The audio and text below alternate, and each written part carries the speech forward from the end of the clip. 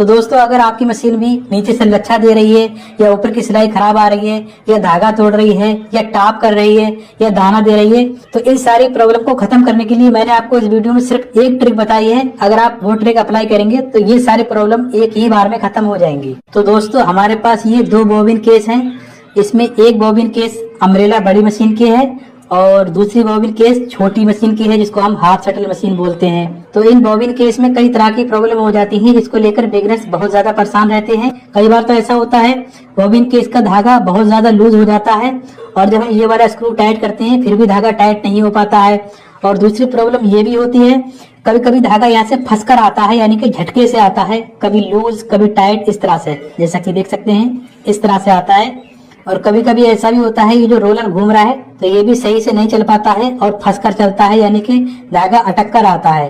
तो चाहे आपकी छोटी मशीन की डिब्बी हो, चाहे आपकी अम्ब्रेला मशीन की बॉबिन केस हो, तो आज के वीडियो में हमने आपको एक ऐसा तरीका बताया है कि आप घर बैठे 2 मिनट में अपनी बॉबिन केस को घर बैठे सही कर सकते हैं। क्योंकि अगर आपकी बॉबिन केस सही नहीं होगी तो चाहे आपकी मशीन कितनी भी ब्रांडेड क्यों ना हो, कितनी भी अच्छी क्यों ना हो, आपकी मशीन सही नहीं चलेगी और सिलाइयां सही नहीं आएंगी। तो सबसे पहले आपने यहाँ पर चेक करना होगा, ये जो रोलर होता है ना, आपने इसको चेक करना है।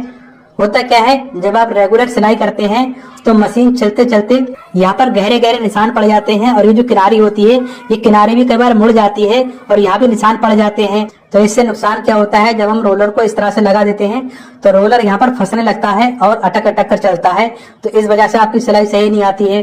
तो अगर आपके रोलर पर इस तरह के निशान पड़ गए हैं या जो किनारे मुड़ गई हैं, तो अगर आपके पास नया रोलर है तो आप नया लगा सकते हैं। अगर आपके पास नया नहीं है तो आप किसी फर्श पर इस तरह से इसको घिस सकते हैं। ये देखिए इस तरह से फर्श पर आपने घिसना है। ये देखें, अगर किनारे मुड़ी हुई तो आपने किनारों को भी इस तरह से घिस लेना है। उसके बाद अब आते हैं मेन टॉपिक पर। तो इन सारी प्रॉब्लम को खत्म करने के लिए मैं आपको एक ही ट्रिक बताता हूँ। एक ट्रिक में आपकी ये सारी प्रॉब्लम खत्म हो जाएंगी। तो देखिए हमारे पास ये पेपर पेस्टिंग का टुकड़ा है, जो पेस्टिंग हम कॉलर में लगाते हैं, वही पेस्टिंग लेना है आपने। तो देखिए पेस्टिंग का जो बचा हुआ पीस होता है, जो खराब पीस है, तो हमने ये पीस निकाल लेना है एक साइड से। ये देखें, जिसमें हम धागा भरते हैं, ये रोलर होता है, इसको हमने क्या करना है, पेस्टिंग के ऊपर इस तरह से रखना है। ये देखें, उसके बाद आपने क्या करना है, इस रोलर के बराबर से आपने एक मार्क करना है। जिस तरह से इसका राउंड शेप दिया गया है ना, इसी राउंड में आपने एक बराबर से मार्किंग कर लेना है। आपको ये वीडियो थोड़ा सा भी पसंद आता हो तो वीडियो को लाइक करके शेयर भी कर देना। अगर आप हमारे चैनल पर पहली बार आए हैं तो सब्सक्राइब भी कर लेना। ये देखें, हमने ये निशान लगा दिया है। उसके बाद हमने इस निशान से कट करना है।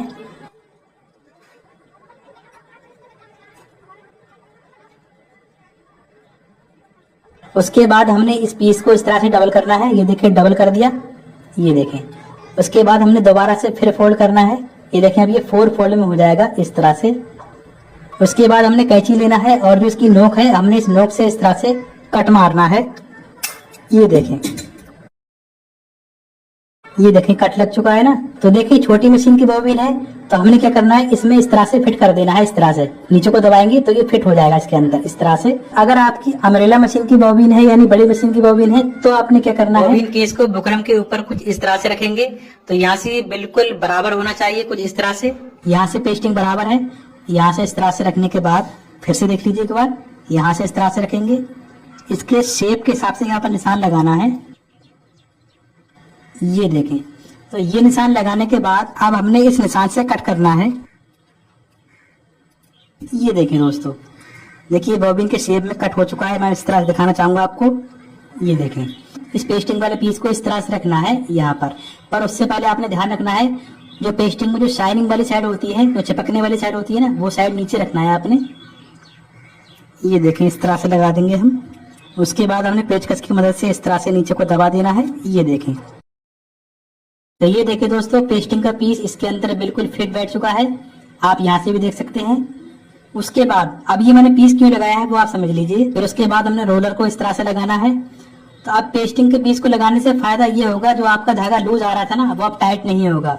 और जो आपका धागा फंस कर आ रहा था, आपकी बॉबिन अटक कर चल रही थी, फंस रही थी, तो वो धागा आपका फंस कर नहीं आएगा और धागा बिल्कुल एक जैसा आएगा। ये देखें, बिल्कुल, और लूज टाइट भी नहीं है। ये देखें इस तरह से। तो ऐसा करने से आपकी बॉबिन केस बिल्कुल सही हो जाती है और ये सारी प्रॉब्लम एक ही बार में खत्म हो जाती है।